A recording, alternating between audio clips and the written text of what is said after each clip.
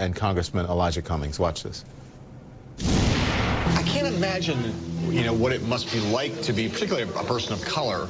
I would just be befuddled that the first African-American president could be followed by Trump. I don't understand how those two Americas coexist in sequence.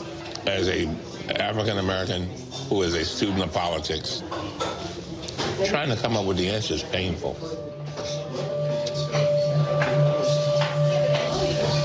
To see this as I walk towards the evening of my life,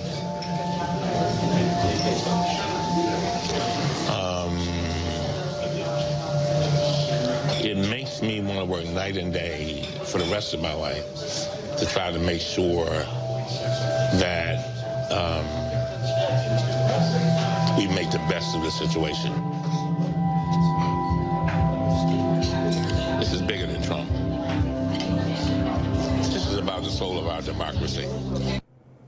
Soul of our democracy. Wow. It's interesting. It was so powerful, so emotionally poignant.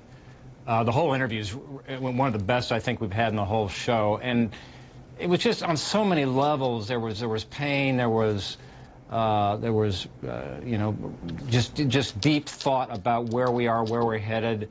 And he said some great things. First of all, he talked about, John asked him, how did he measure the fear in his community? He said, I measure it by how full the churches are, which I thought was really powerful. The other thing he said is he talked about his relationship with Trump, which is actually pretty good.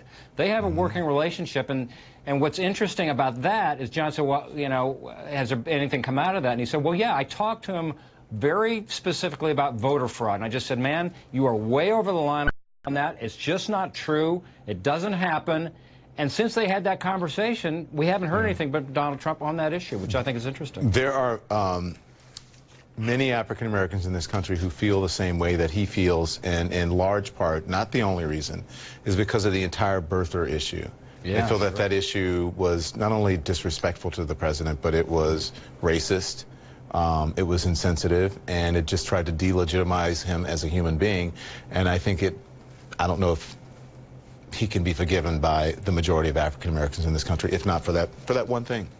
And perfectly understandable, and so it says a whole lot about Elijah Cummings, that he would show the grace and respect to reach out now after all of that. Yeah. Thank you, Mark. Always a pleasure. Looking forward to the next episode and the next time you're on. Next episode for us as well when you're back.